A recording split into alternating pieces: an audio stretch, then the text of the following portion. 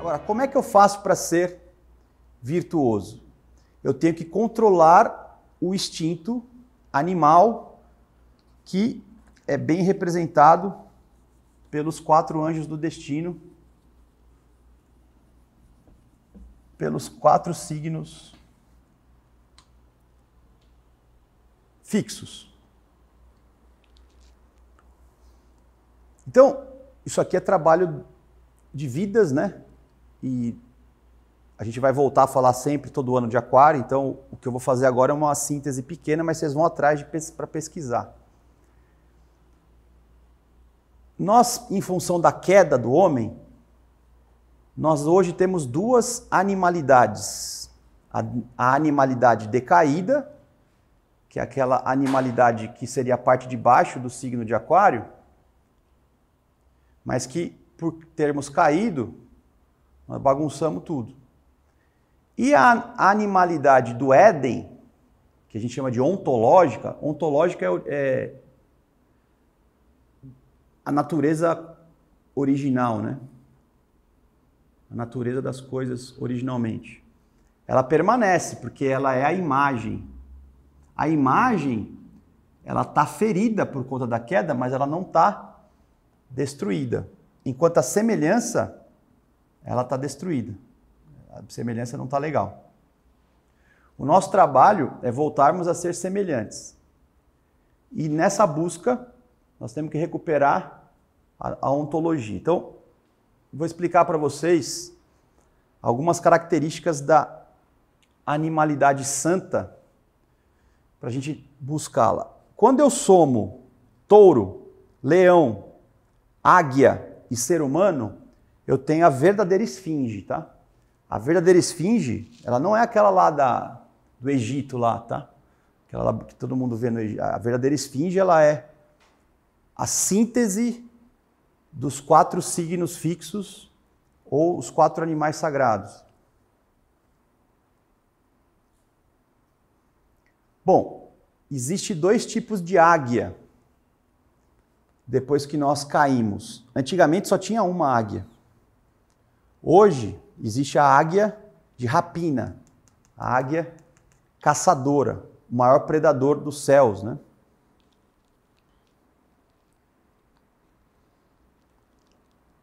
Qual é o problema de hoje eu expressar a animalidade decaída e não mais a animalidade santa? Conforme eu expresso a animalidade decaída, eu fico preso na mesma roda, que é a roda da reencarnação. Então, eu estou preso à lei de consequência. E é por isso que você estuda astrologia, para ficar vendo a lei de consequência, né? Quando eu recupero a animalidade santa, eu saio da reencarnação, eu saio da morte e chego na vida eterna. E a vida eterna, você tem 2 caminhos. Você tem, em vez de ficar rodando, você entra numa espiral, ou você entra numa reta, que é a reta do caminho do iniciado. O iniciado ele vai muito mais rápido. Só que é muito mais trabalhoso também. Então, vamos explicar para vocês algumas características da águia caída. E aí nós vamos finalizar.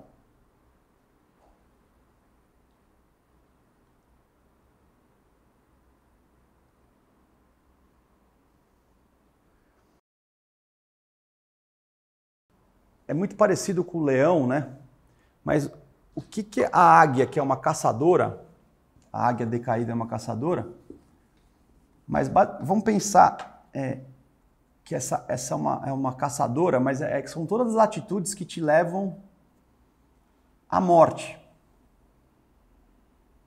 Então, você já parou para pensar nas coisas que você faz que te acelera a morte? Né? E você vai caçar essas coisas que te levam à morte e acha que aquilo é a sua recompensa, né, da caça, mas aquilo está te levando à morte. Que coisas você faz hoje, em termos de hábitos, que está acelerando o seu processo de doença e morte? Agora, tem 3 graus de morte. O primeiro grau de morte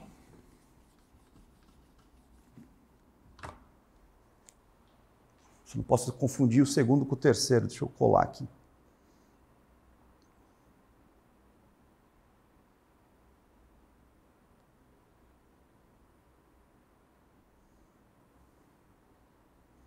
Lembrei. O primeiro grau de morte é a perda da memória.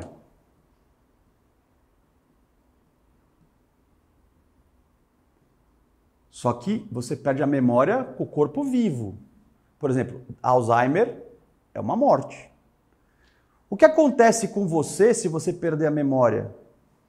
Você sai do estado humano, aquariano, e passa para o estado animal. Só que animal de instinto você tem? Você tem a águia, o touro e o leão ontológico, ou você tem o decaído? Então, uma pessoa que não tem memória, que ela não sabe quem ela é mais, ela se tornou um animal bestial, vive pelos instintos inferiores.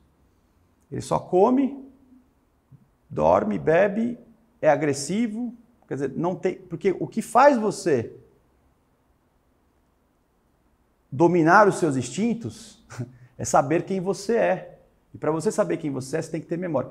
Não confunda memória com hereditariedade. Memória é saber quem você é verdadeiramente. Eu pergunto, como é que anda a sua memória? Por exemplo, o que o exercício de retrospecção faz com a sua memória? Ela piora ou melhora?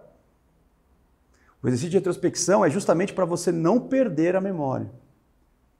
Por isso que ele é um exercício tão importante. Aí tem a morte do instinto, que é quando você fica em coma. Aí você se torna semelhante a um vegetal. E depois tem a morte do vegetal, e aí você tem a morte física mesmo, onde aí o seu corpo ele volta a ser mineral dissolvido. Então, na verdade,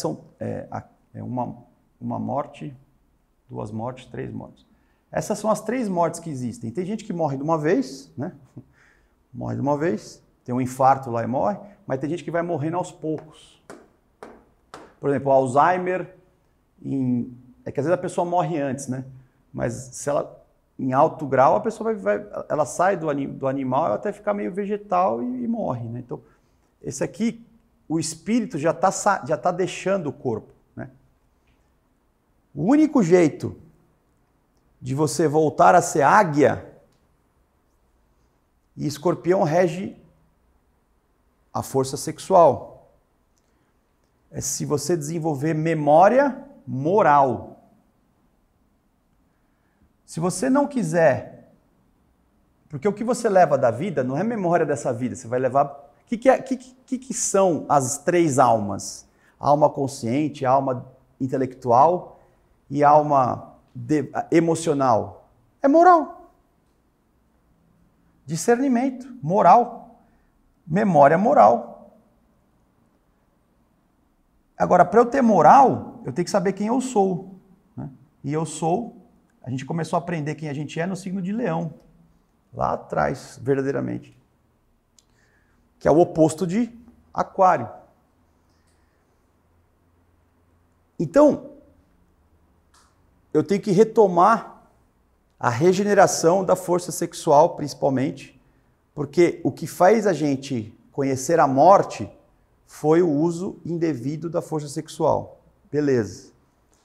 Aqui já tem algumas ajudas ali ainda sobre escorpião, e aí eu vou fechar, estou terminando mesmo de verdade. Eu esqueci de falar uma coisa em relação ao método. Não pensem que a educação de você sair dessa águia, que é o uso da força sexual, todas as suas atitudes pautadas na sua paixão que vai acelerar a sua morte, para você sair daqui e chegar aqui, você faz pelo adestramento, você se adestrar, ou pela supressão das emoções, como acontece no Oriente. Não pensem. Para você fazer a sua águia pequena voltar a ser uma águia grande, o seu instinto decaído voltar a ser o instinto sagrado, você não se aplica adestramento, exercício lá de meditação, vou controlar os pensamentos. Não é por aí. Fazer afirmações, não é assim. Como é que faz? Você tem que olhar para o reino vegetal. E eu te pergunto, como é que você faz para uma planta, uma árvore, ter força e bons frutos? Ou para uma planta ter rosas, flores bonitas? O que você tem que fazer? Vocês lembram? O que você faz com a planta para lá? Se você deixar ela o que acontece com ela? Às vezes ela fica fraca, pequena, e os frutos ficam pequenininhos. O que você faz para a planta ficar forte e ter frutos grandes? Regar, adubar, mas tem mais uma... Regar e adubar com certeza, mas tem mais uma coisa. Esterco entra no adubo, é bom, mas tem mais uma coisa fundamental. Ninguém mexe com jardinagem aqui. Você tem que podar o excesso. Se você não podar, nasce um monte de ramo. Agora, se você poda, aí os ramos que ficam, eles crescem e dão bons frutos. Podar não é reprimir. Podar é direcionar, porque quando você corta, você não está podando, você está direcionando para um lugar só. Eu te digo, como é que você consegue educar a força sexual? Então, em vez de você ficar lutando contra a sua força sexual, né? Que nem ou tem gente que lá que fica até o Klingsor lá, né? Até se mortifica, corta o órgão sexual fora, tal, depois fica se abrasando, né? Você não tem que fazer isso. Você tem que, por exemplo, quantas orações você faz por dia? Né? Mas eu vou ficar repetindo? Não, estudo que é a porcaria da devoção. Nada disso daqui é para você usar como cartilha. Então a partir de hoje eu vou rezar o terço de manhã, vou rezar o terço à tarde, vou fazer o ritual de manhã. Você não vai chegar. Você tem que entender o que é uma devoção, porque se você de fato souber o que é uma devoção, uma oração bem feita ela é melhor do que 30 mal feitas. Agora, quem conhece a devoção, ele ora 24 horas por dia. Dormindo, inclusive, você ora. Porque o princípio de repetição do corpo vital, que na verdade é um princípio do ritmo, ele continua pulsando enquanto você dorme. Então, em vez de você ficar lutando contra, foca em práticas devocionais. O que vem ser a prática devocional? Aí você vê, se você é luterano, vê lá entre os luteranos, se você é, além da Fraternidade Rosa Cruz, que tem os rituais, mas a Fraternidade Rosa Cruz não é tão rica assim tem lá o ritual, tem os exercícios que você pode repetir, oração Rosa Cruz, oração do estudante, você pode fazer essas coisas, mas se você comparar, por exemplo, com o Santo Inácio de Loyola, que é o católico, ele tem um livro para você se treinar a sua devoção, né? Livros devocionais, né? Arte, começa a praticar uma arte, começa a buscar arte sacra, música clássica, começa a trabalhar, começa a sublimar isso daqui. Você chega na águia boa. Outro exercício, leonino. Né? O principal problema do leão é você ser combativo. Né? Tem gente que está trabalhando, chega uma pessoa nova, fala assim, isso aqui não vai durar uma semana. Isso aqui não vai durar. Filho da mãe, chega... Né? Para quê? Porque é meu lugar, né? Então, agora, eu gosto muito da representação do filme Crônicas de Nárnia, do Aslan, porque é o leão, que é o Cristo, né? Tamanho do leão, né? Maior que a menina, né? Então você tem que deixar esse leão e buscar esse. O que esse leão aqui ensina? Ele ensina assim, né? Aprendei de mim, porque sou manso e humilde de coração. O Cristo disse isso. Aprendei comigo, aprendei de mim, porque sou manso e humilde de coração. O Cristo é manso, doce e humilde de coração. Você tem que transformar o seu leão em mansidão e humildade de coração. Então, mas eu ainda não consigo ser amigo. Treina pelo menos a humildade, que já é o primeiro passo. Porque se você não souber ser humilde, não tem também como você ser amigo. Que é uma coisa que na escola Rosa Cruz, né, é bem raro, eu me incluo, é muito raro de achar humildade. Qual é a diferença do touro decaído para o touro ontológico? O touro significa concentração profunda. O oposto dele, que é a águia, significa elevação. Então, esse é o eixo que te ensina a chegar no centro da Terra e avançar até o terceiro céu. O eixo touro-escorpião, regenerado, ele te ensina a chegar do centro da Terra para o universo. Bom, o touro concentrado, ele vai te dar a profundeza meditativa, a contemplação do que é sagrado, dos verdadeiros arquétipos, e uma mente profunda, né, controlada, né, capaz de fazer com que as verdades escondidas apareçam. Agora, qual é a diferença da concentração profunda do touro regenerado para o touro degenerado? O touro degenerado, ele se concentra obsessivamente, que é uma pessoa extremamente concentrada, só que não é uma concentração calma, leve, é a concentração de posse, de obsessão. Eu preciso fazer. É aquele cara que acorda cedo e só pensa naquilo, só pensa naquilo, só pensa naquilo. Pode ser, por incrível que pareça, pode ser o empreendedorismo. Tem cara que empreende e ganha muito dinheiro, que aliás é o touro, né? Muito dinheiro. Tudo bem, né? Ele pode usar isso, mas assim, como é que você busca os seus bens materiais? Ciúmes, por incrível que pareça, é uma obsessão, né, de um touro degenerado. Essa pessoa é minha, não vai sair de perto de mim, fica ali, né? Então, tudo que você faz com essa paixão de posses, é o seu touro degenerado. Pode ter certeza. Então, você tem que buscar como é que você regenera a obsessão pelas coisas, aprendendo a contemplar o que é sagrado, o que é divino, meditar, né?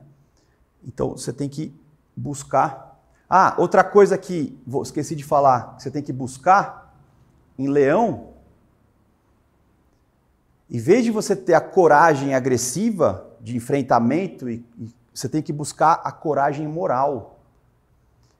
Leão é a coragem que você não se corrompe. Todo mundo está fazendo errado, você fala, eu não vou fazer. Aí o pessoal vai olhar para você e vai falar, vai te excluir, né? Você vai até perder emprego, vai ser demitido, você vai passar um perrengue, mas você teve a coragem, moralmente eu não me corrompi. Se você atuar nessa verdade, você transmuta o leão e chega no leão crístico, né? E aí, por fim, esse aqui é o típico homem, né, atual, né, ou a mulher, eu poderia pôr também as mulheres, né, assim, que sempre é sensual, né, é sempre estilinho e tal. E o anjo, né, que aqui tentei achar um anjo mais andrógeno, mas estava difícil, que seria o ser humano também pleno, né? Então, busquem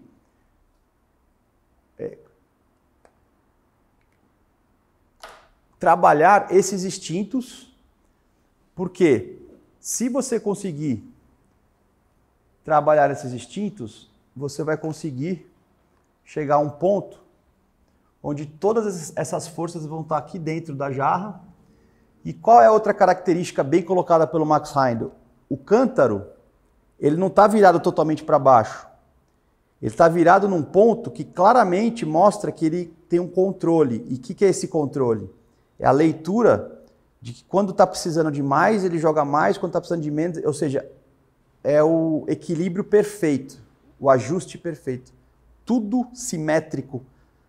E quando o embaixo se tornar igual ao em cima, a gente volta a ser dignos espiritualmente, né? Então, essa é uma abordagem aquariana, né? Eu não vou ficar falando para vocês se vocês vão ter muitos amigos, porque a sua casa 11 é isso. Eu não vou falar para... Isso aí, abre a revista e lê, né? Isso aí, a editora Pensamento faz isso lá, vocês lê lá. Esses princípios são os princípios que você vai ter que desenvolver em alguma vida. Se não for nessa, vai ser na outra. E se não for na outra, vai ser na outra. Mas em algum momento vocês vão ter que aprender, e eu também, a sermos aquarianos.